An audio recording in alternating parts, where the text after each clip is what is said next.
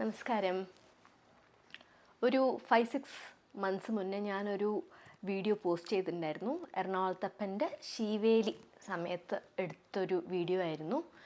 അതിൽ നമ്മുടെ ക്ഷേത്ര മേൽശാന്തി ഹവിസ് വടക്ക് കിഴക്ക് മൂലയിൽ തൂവണ ഒരു വീഡിയോ ആയിരുന്നു. അവിടെയാണെങ്കിൽ ബലിക്കല്ലില്ല. സാധാരണ ബലിക്കല്ലാണല്ലോ ഈ ഹവിസ് തൂവണത്. അത് എന്ത് കാരണം കൊണ്ടാണ് ബലിക്കല്ലില്ലാത്ത വടക്ക് കിഴക്ക് മൂലയിൽ മേൽശാന്തി ഹവിസ് തൂവണേ എന്നായിരുന്നു ഞാൻ ചോദിച്ച ചോദ്യം. അപ്പോൾ അതിൻ്റെ ഉത്തരം എനിക്ക് അറിയില്ലായിരുന്നു. So I did some research ചെയ്യുമ്പോൾ നമ്മൾ കറക്റ്റായിട്ട് ആളുടെ അടുത്താണല്ലോ ചോദിക്കേണ്ടത്. സോ നമ്മുടെ ക്ഷേത്രത്തിൻ്റെ തന്ത്രി ശ്രീ ചേനാസ് ഗിരീശൻ നമ്പൂതിരിപ്പാട് അദ്ദേഹത്തിൻ്റെ അടുത്ത് ഞാൻ ചോദിച്ച് മനസ്സിലാക്കിയ ഉത്തരമാണ് ഞാനിപ്പോൾ നിങ്ങളായിട്ടിവിടെ പങ്കുവയ്ക്കാൻ പോണത്. ഇപ്പോൾ ഒരു ക്ഷേത്രത്തിൽ മെയിൻ ഡൈറ്റി, അതായത് മുഖ്യദേവത, അതുകൂടാണ്ട് ദേ വിൽ ബി ഉപദേവതാസ് ആൻഡ് പരിവാര ദേവതാസ്.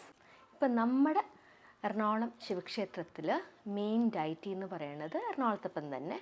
പിന്നെ ഉപദേവതമാരെന്ന് പറയുന്നത് നമ്മുടെ കിരാതമൂർത്തി ഉണ്ട്, പിന്നെ ഗണപതി ഉണ്ട്, പിന്നെ സർപ്പങ്ങളുണ്ട്, പിന്നെ മുരുകൻ്റെ ഒരു പ്രതിഷ്ഠയുണ്ട്, പിന്നെ അയ്യപ്പൻ്റെ പ്രതിഷ്ഠ. ഇതൊക്കെയാണ് നമ്മുടെ ക്ഷേത്രത്തിലത്തെ ഉപദേവതമാർ. ഈ ഭഗവാന്റെ പരിവാര ദേവതമാർ അതാരാണ്? പരിവാര ദേവതമാരെന്ന് പറയുന്നത് ദേ ആർ ദ സപ്തമാതൃക്കൽസ്, ദെൻ പിന്നെ അഷ്ടദിക്പാലകർ. അവരെയൊക്കെ റെപ്രസെൻ്റ് ചെയ്യണതാണ് ഈ ബലിക്കല്ലുകൾ. നമ്മൾ അമ്പലം പ്രദക്ഷിണം വയ്ക്കുമ്പോൾ അകത്തും കാണാം, പിന്നെ പുറത്ത് വലം വയ്ക്കുമ്പോഴും നമ്മൾ കാണുന്ന ബലിക്കല്ലുകളൊക്കെയാണ് ഭഗവാന്റെ പരിവാര ദേവതമാർ. സോ ശീവേലി. ഇപ്പോൾ ശീവേലി എന്തിനാണ്? ഇപ്പോൾ മുഖ്യ ക്ഷേത്രങ്ങളിലൊക്കെ 3 ശീവേലി ഉണ്ടാവും. കാലത്തെ എതിർത്ത് ശീവേലി, പിന്നെ ഉച്ചക്കത്തെ ഉച്ച ശീവേലി, പിന്നെ രാത്രിത്തെ അത്താഴ ശീവേലി. ഈ 3 ശീവേലികളാണ് എല്ലാ മുഖ്യ ക്ഷേത്രങ്ങളിലും ചെയ്യാറ്. ഈ നമ്മുടെ എറണാകുളത്തപ്പൻ ക്ഷേത്രത്തിൽ കാലത്ത് എതിർത്ത് ശീവേലി ചെയ്യണത് ഒരു 6:30 ആ സമയത്താണ്. അതിൻ്റെ ഫോട്ടോ ആണ് ഞാൻ യൂഷ്വലി എടുത്തിടാറ്. പിന്നെ ഉച്ച ശീവേലി അറ്റ് അറൗണ്ട് 10:30 ആൻഡ് അത്താഴ ശീവേലി at around 7:30 in the evening. ഇതാണ് ശീവേലിയുടെ കണക്ക്. ആൻഡ് നമ്മുടെ ക്ഷേത്രത്തിൽ എങ്ങനെയാണെന്ന് വെച്ചാൽ എറണാകുളത്തപ്പൻ്റെ തിടമ്പ് എഴുന്നള്ളിക്കുന്നത് മൂത്തതുമാരാണ്. എല്ലാ ക്ഷേത്രങ്ങളിലും അങ്ങനെ ആവണമെന്നില്ല.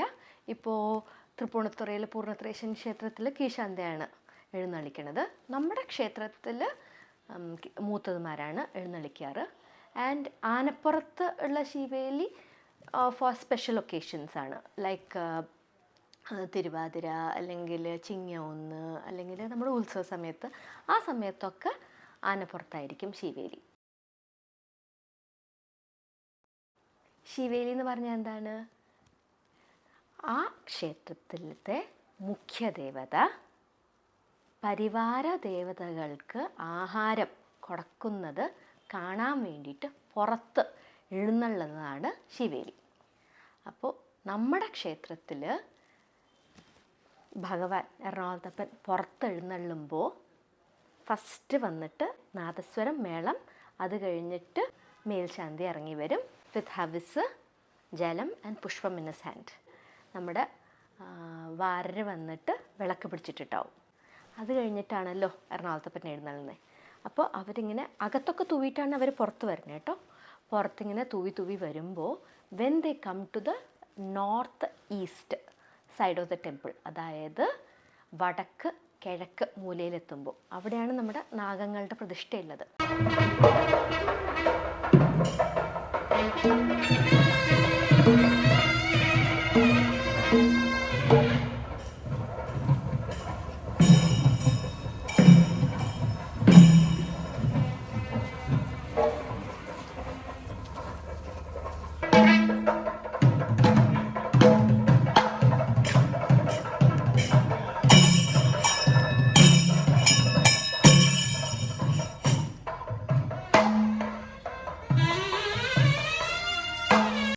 അവിടെ എത്തുമ്പോൾ വന്നിട്ട് എന്ത് കാരണം കൊണ്ടാണ് ബലിക്കലില്ലെങ്കിലും തൂവണേന്ന് വെച്ചാൽ, if you look carefully you will notice that ആ ആംഗിളിൽ നോക്കുമ്പോൾ നമുക്കറിയാം അവിടെയാണ് നമ്മുടെ ക്ഷേത്രക്കുളം സ്ഥിതി ചെയ്യുന്നത്.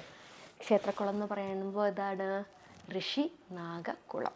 ഋഷി നാഗക്കുളമാണ് നമ്മുടെ എറണാകുളത്തപ്പൻ ക്ഷേത്രത്തിൻ്റെ തന്നെ ഉത്ഭവസ്ഥാനം. അപ്പോൾ ക്ഷേത്രതന്ത്രിയായ ശ്രീ ചേനാസ് ഗിരീശൻ നമ്പൂതിരിപ്പാട് പറഞ്ഞ എന്താണെന്ന് വെച്ചാൽ, ഇപ്പോഴും ഋഷി നാഗക്കുളത്തിൽ ഭഗവാന്റെ ചൈതന്യമുണ്ടെന്ന്.